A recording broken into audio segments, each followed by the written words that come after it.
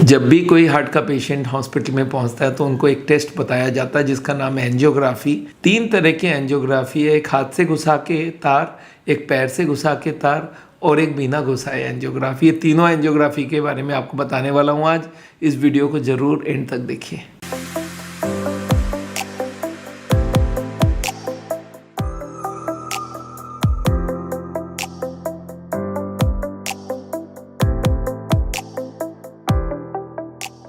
नमस्कार दोस्तों, मेरा नाम डॉक्टर बिमल छाजड़ है। हर दिन के तरह मैं आपके लिए कुछ नया इन्फॉर्मेशन लाया हूँ।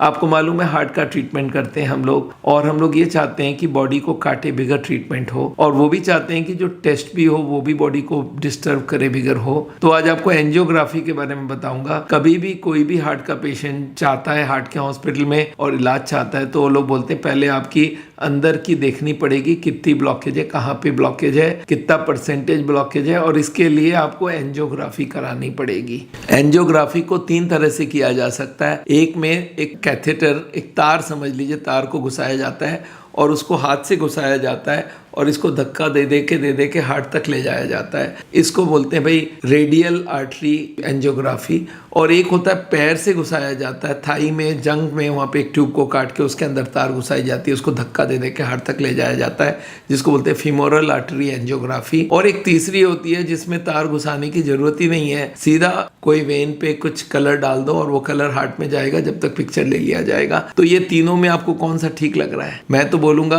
अगर तीनों की एक्यूरेसी में खास फर्क नहीं है तो आपको तार वाली नहीं करानी चाहिए, बिना तार वाली करानी चाहिए, नॉन इन्वेजिव। और इस एंजियोग्राफी का नाम है सीटी एंजियोग्राफी। देखिए, जो तार वाली एंजियोग्राफी है इसमें कॉम्प्लिकेशंस के बहुत सारे चांसेस है। It's a mini operation. आपके पहले के जमाने में तार को पैरों से घुसाया जाता था, और जब पैर से घुसाया जाता था तो एक छेद की जाती थी और आर्टरी के अंदर घुसाया जाता था। याद रखिए, वेन के अंदर नहीं, आर्टरी के अंदर घुसाया जाता था। उसमें बहुत हाई प्रेशर होता है। अगर वो आर्टरी के अंदर तार घुसा के छोड़ दिया जाए, धक्का मार के बाहर फेंक देगा। उस तार को पुश कर करके कुर करके हार्ट तक ले जाना जाता है, और जहां पे लगता है कोई डायरेक्शन चेंज हो रही है तो उसकी एक्सरे कर करके देखा जाता है कहां तक पहुंचा। अगर लग रहा है वो आगे बढ़ नहीं रहा है तो वापस विड्रॉ करके वापस घुसाया जाता है। तो ये तार वाली एंजियोग्राफी में पूरे बॉडी में स्क्रैच होती है, कॉम्प्लिकेशंस बहुत होती है।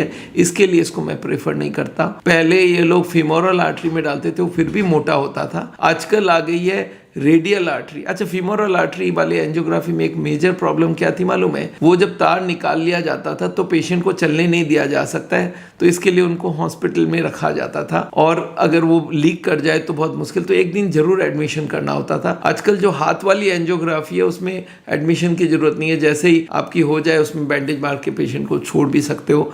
पर उसमें एक मेजर प्रॉब्लम है कि वो जो रेडियल आर्टरी होती है उसकी साइज बहुत छोटी होती है, इसलिए उसके अंदर स्क्रैचिंग ज़्यादा होती है, ज़्यादा उसमें डैमेज होती है। और तीसरी वाली जो है वो सबसे सेफ है, जिसमें आपको एडमिशन की जरूरत ही नहीं है। टोटल 1 मिनट का काम है, आपके अंदर ना तार घुसाने की जरूरत है। आप जाइए, लेटिए, वो लोग आपको एक इंजेक्शन देंगे, एक एक्सरे लेंगे और 2 मिनट में आपका हो जाएगा एंजियोग्राफी। और तीनों में अगर कॉस्ट की डिफरेंस देखेंगे तो 15-20 हज़ार बिना वो तार वाली एंजियोग्राफी होती नहीं है, जबकि 6,500, 7,000 तक ये सीटी एंजियोग्राफी हम लोग करवा लेते हैं। तो आपको अगर कभी भी एंजियोग्राफी करना हो तो पहले तो नॉन इन्वेजिव कराइए।